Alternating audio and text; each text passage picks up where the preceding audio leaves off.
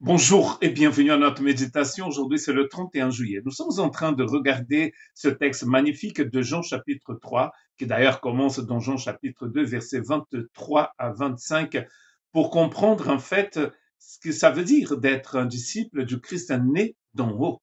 Nous devons donc faire attention à cette expression parce que traduite dans nos Bibles par né de nouveau, ce que peut être aussi le cas, elle veut dire en fait naître d'en haut.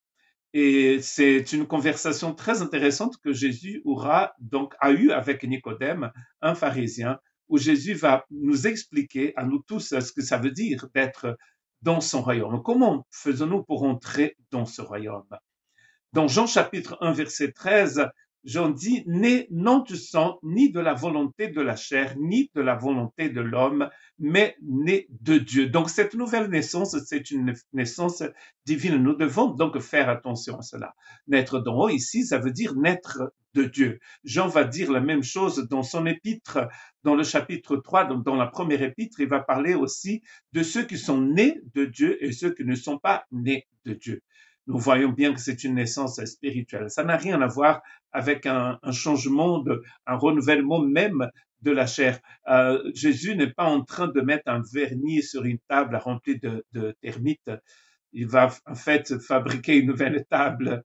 C'est pas une transformation de la chair, c'est en fait une nouvelle vie. C'est pour ça que Jean appelle cela la naissance dont ils sont pas nés de la volonté de la chair. Dans Jean chapitre 1 verset 12, il va dire que la parole donne le pouvoir à tous ceux qui croient, bien sûr, de devenir enfants de Dieu. Et ils ne sont pas nés de la chair, il dit dans le verset 13, mais ils sont nés de Dieu.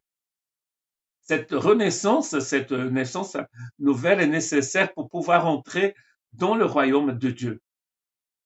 Dans deux textes de Jean aussi, nous allons voir que le Christ qui est venu, donc pour nous donner cette nouvelle naissance, il est venu d'en haut et sa puissance aussi vient d'en haut. Dans Jean chapitre 3, verset 33, c'est écrit, celui qui vient d'en haut est au-dessus de tous. Celui qui est de la terre appartient à la terre et parle comme venant de la terre. Mais celui qui vient du ciel est au-dessus de tout. C'est celui-là qui est venu nous donner cette vie nouvelle, celui qui est au-dessus de tous. Il est plus grand que tous. Il est plus puissant que tous. Il a le pouvoir de nous ressusciter, comme Jésus va dire dans Jean chapitre 8, me semble. C'est lui qui a la puissance de résurrection. Il ressuscite l'esprit, bien sûr. Paul nous parle de cette résurrection dans Éphésiens chapitre 2, où il dit que Dieu nous a ressuscités ensemble avec Jésus. Il dit la même chose d'ailleurs dans Romains chapitre 6, que Dieu nous a ressuscités avec Jésus. Dans le discours de Jésus devant ceux qui allaient le condamner, dans Jean chapitre 19, verset 11, Jésus dit, Jésus répondit, tu n'aurais aucun pouvoir sur moi. Il dit ça aux Romains Pilate. S'il ne t'avait été donné d'en haut. C'est pourquoi c'est lui qui m'a livré à toi commet un plus grand péché. Donc Jésus est en train de dire à Pilate, c'est pas toi qui décide, c'est pas toi qui va me livrer à la mort.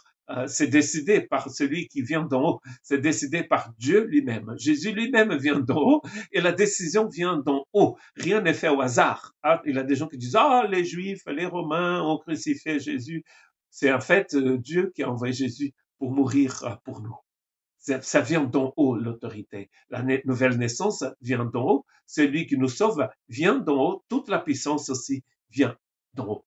Dans le verset 6 du chapitre 3 de Jean, Jésus va souligner l'importance de cette nouvelle naissance quand il dit, celui qui est né de la chair est chair. Donc, il ne s'agit pas d'une naissance physique, mais d'une naissance spirituelle. Je pense que nous avons compris ça. Mais il est très important, c'est même vital, de comprendre la différence entre ce qui vient de la chair et ce qui vient de l'esprit. On n'est pas, en fait, dans la même dimension. Ici, on n'est pas dans le même monde, parce que d'ailleurs, on est dans le royaume de Dieu. La chair implique la faiblesse humaine, alors que l'Esprit Saint implique la puissance de Dieu. La puissance dont vous voyez cette puissance, cette autorité dont parle Jésus à Pilate, au Romain Pilate, au gouverneur. Par conséquent, si entrer dans le royaume peut se faire par la chair, la façon dont nous pensons être citoyens ou disciples du royaume de Dieu est complètement différente. Pour entrer dans un royaume humain, nous rentrons par la naissance physique. je suis né au Brésil, je suis devenu français par décret de naturalisation, par une naturalisation. Cette naissance au Brésil m'a donné le droit, je suis né donc d'une famille brésilienne, plusieurs générations au Brésil, donc je suis brésilien par naissance et je suis devenu français par décret. C'est la loi qui m'a donné ce pouvoir de devenir citoyen français.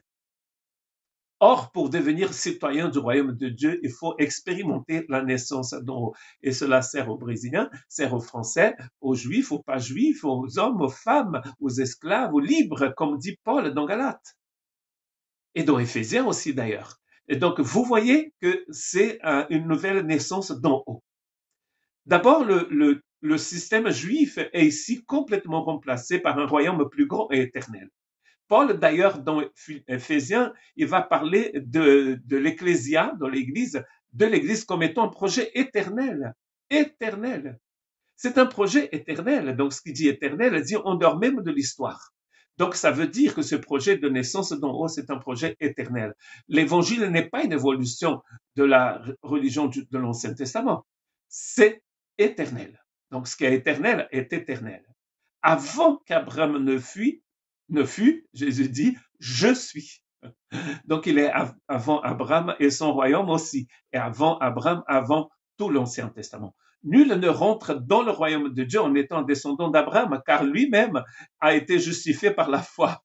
Si Abraham a été justifié par la foi, tous les descendants d'Abraham et nous-mêmes, nous sommes tous justifiés par la foi. C'est par la foi que nous rentrons dans le royaume de Dieu. C'est par la foi que nous recevons donc cette naissance d'en haut.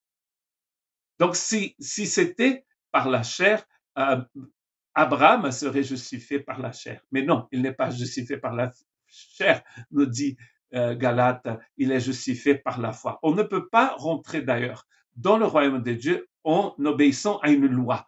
Les gens qui essayent d'obéir à la loi de Moïse, ils peuvent continuer d'obéir s'ils veulent, mais c'est pas par cela qu'ils vont rentrer dans le royaume. C'est par la grâce, c'est par la foi. Vous pouvez arrêter de manger ceci, de manger cela, de boire ceci, de boire cela. Vous ne travaillez plus le dimanche, plus le lundi, plus le vendredi. C'est bien pour vous, mais ça ne veut pas vous aider à rentrer dans le royaume. On ne rentre que par la foi. Ça, c'est la loi de l'évangile. Regardez que Nicodème, qui est venu voir Jésus, était lui-même religieux. Et Jean va nous dire, c'est très important, Nicodème vient de nuit, il n'était pas dans le royaume, parce que Jésus lui dit qu'il doit rentrer dans le royaume, et il était prof de la loi. Il était religieux, et il n'était pas dans le royaume. C'est pas la religion qui nous fait rentrer dans le royaume, c'est le Saint-Esprit. Que Dieu vous bénisse.